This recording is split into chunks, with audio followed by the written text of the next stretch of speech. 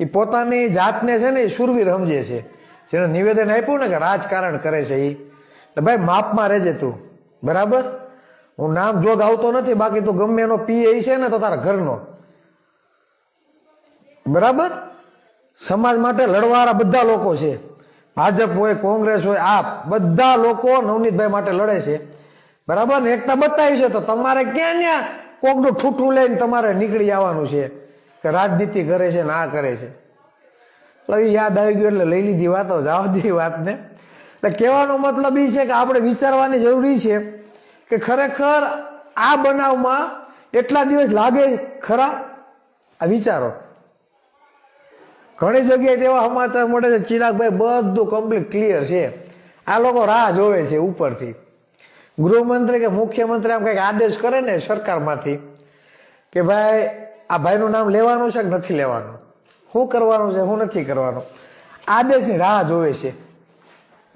આ આદેશની રાહ જોવે છે કે શું કરવું. એટલે આ બધું કોકડું છે ને ગૂંચવાયેલું છે. એટલે હવે તો વિશ્વાસ ઉડી ગયો છે ખરેખર આ સમાજને ન્યાય મળશે કે નહીં મળે. અને જે ડોફાવને એવું લાગે ને કે ખરેખર રાજનીતિ કરે છે અમુક જણા, તો ભાઈ તમે જવાબદારી લઈ લો કે નવનીતભાઈને અમે ન્યાય અપાઈ દેવો, કાલથી આ ખેલ બંધ. તમને આ ખેલ લાગતા હોય ને તો કાલથી અમારે કઈ કરવું જ નથી ભાઈ. અમારે આવેદન પત્ર નથી આપવું, અમારે ભેગા નથી થવું, અમારે ડિબેટ નથી કરી, કોઈ વસ્તુ નથી કરવું. તમારામાં તહેવાર હોય ને ઓરિજિનલ કોળીના દીકરા હો અને કોળીના આગેવાન હોય તો માથે લઈ લો કે નવનીતભાઈને ન્યાય મળી જાય, હાલો કાલથી અમે બંધ કરી દઈએ. એવી ઓકાત નથી તમારી માથે લેવાની કે અમે બેઠા છીએ રિઝલ્ટ જ આપશું. આવું કહેવાની તમારામાં તેવડ નથી, બરાબર. એટલે તમારા નિવેદન આપવા પડે બધાને. એટલે હું તો કોઈ પક્ષમાં નથી અને મને કઈ પ્રોટોકોલ લાગતું નથી, સમજી લેજો. ભાજપ હોય, કોંગ્રેસ હોય, આપ હોય, એટલે કદાચ તમે ગમે એ છો, અમારે ઠેકવાય છે ઠેકી આવું તમને નામ જો, બરાબર ને. તમે હું કાળા ધંધા કર્યા છે આખા ગામને ખબર છે, તમે તમારા મારા બોલાશે નહીં આગળ. એટલે કહેવાનો મતલબ એ છે કે સમાજની એકતા થઈ છે તો એકતા બનાવી રાખો, બરાબર.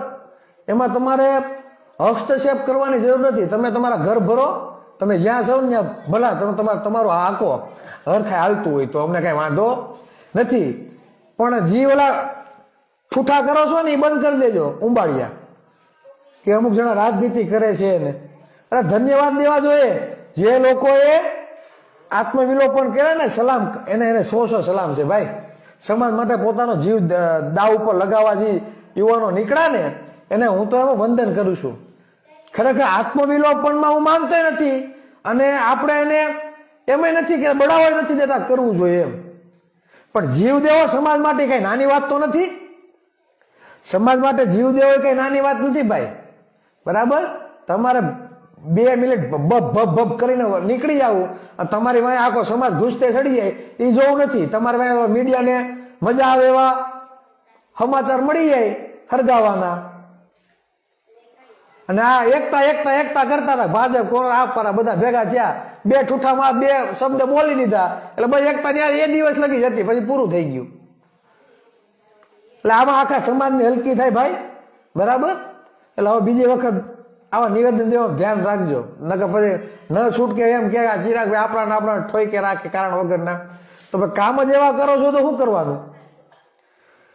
એટલે કહેવાનો મતલબ એ છે કે એસઆઈટી ની જે રચના થઈ 307 જેવી કલમમાં આઈપીએસ કક્ષાના અધિકારીની નિમણૂક કરવામાં આવી, બરાબર. એટલે હું તો આને શંકાના દાયરામાં જ જોઉં છું, કેમ કે એટલો સમય લાગવો જોઈએ નહીં, બરાબર. આપણે પહેલેથી કહેતા એવા છીએ કે એફએસએલ રિપોર્ટ કે મોબાઈલ સીડીઆર કોલ લિસ્ટ આ બધું કાઢવામાં કઈ 10 દિવસની કઈ વાર લાગે નહીં.